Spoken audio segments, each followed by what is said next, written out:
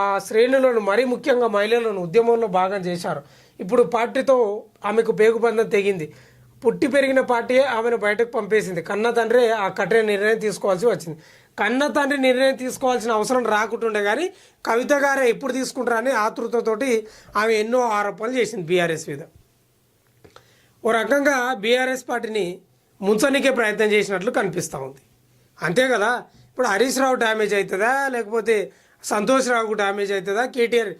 కేసీఆర్ కదా అతిపెద్దగా డ్యామేజ్ అయ్యేది. ఈరోజు హరీష్ రావును విమర్శించవచ్చు, లేకపోతే సంతోష్ రావును విమర్శించవచ్చు. ఇండైరెక్ట్గా ఇండైరెక్ట్గా కేసీఆర్ను విమర్శించినట్లే కదా, పార్టీని బొందబెట్టినట్లే కదా. ఇక కేసీఆర్ గారు కన్నబిడ్డని కొంత నిర్ణయం తీసుకోలేదు, కఠిన నిర్ణయం.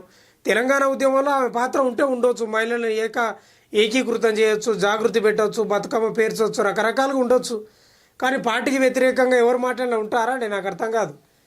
అందరూ అదే ఒత్తిడి తెచ్చారట. మహిళా నాయకురాలు కానీ నేతలు కానీ చాలామంది కేసీఆర్కు ఒత్తిడి తెచ్చారట. గట్లా ఉంది పరిస్థితి. కవిత ఎందుకు ఇలా చేసింది? ఆమెకి ఏం తక్కువ చేశాను? ఎంపీగా గెలిపించాం, ఓడితే ఎమ్మెల్సీ ఇచ్చాం, మద్యం కేసులో అరెస్ట్ అయితే ఎంతో ఖర్చు పెట్టి లాయర్లను పెట్టాను, బీఆర్ఎస్ నేతలతో కేసీఆర్ సస్పెండ్ చేస్తే పార్టీ పెడుతుందా అని ఆరా. కవితను బహిష్కరిస్తే మంచిదన్న జగదీష్ రెడ్డి. జగదీష్ రెడ్డి అయితే లిల్లిపుట్ అని విమర్శించింది కదా గతంలో. సస్పెన్షన్ కాదు బహిష్కరించాలని అంటున్నాడు. ఇక వివరాలు కూడా తీసుకుంటున్నాడు. నాకు వాళ్ళతోటి వివరాలు తీసుకునేది ఉంది. కేసీఆర్ గారు మీకు తెలియదా? ఆమె పార్టీ పెడుతుందా పెట్టదా? ఆమె మనస్తత్వం ఏందో తెలియదా? మీకు అన్న కూతురా, చిన్నప్పటి నుంచి పెరిగినామే, మీకు ఆమె గురించి తెలియదా? జగదీష్ రెడ్డి ఏమో సస్పెన్షన్ కాదు బహిష్కరించాలని ఆయన చెప్తున్నాడు. ఎందుకంటే లిల్లిపుట్ అన్నది కదా గతంలో. ఇక ఆయనకు పీకల మీదకు ఉంది కవిత అంటే. అట్లా ఆరా తీస్తున్నాడంట ఎవరు? కేసీఆర్ గారు. ఏం చేసినాక మనం ఇట్లా చేసింది అనేది కవిత అంటున్నమాట.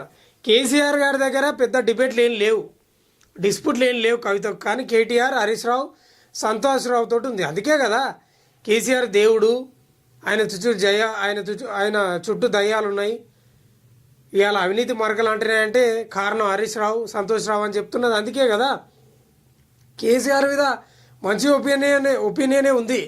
ఏం తక్కువ చేసినావు అంటే ఏం తక్కువ చేయలే. ఆయనకు ముఖ్యమంత్రి పదవి కావాలి, లేకపోతే వర్కింగ్ ప్రెసిడెంట్ కావాలి, రకరకాల పదవులు కోరుకుంటుంది. అవి ఇచ్చే పరిస్థితి లేదు. అట్లా కవిత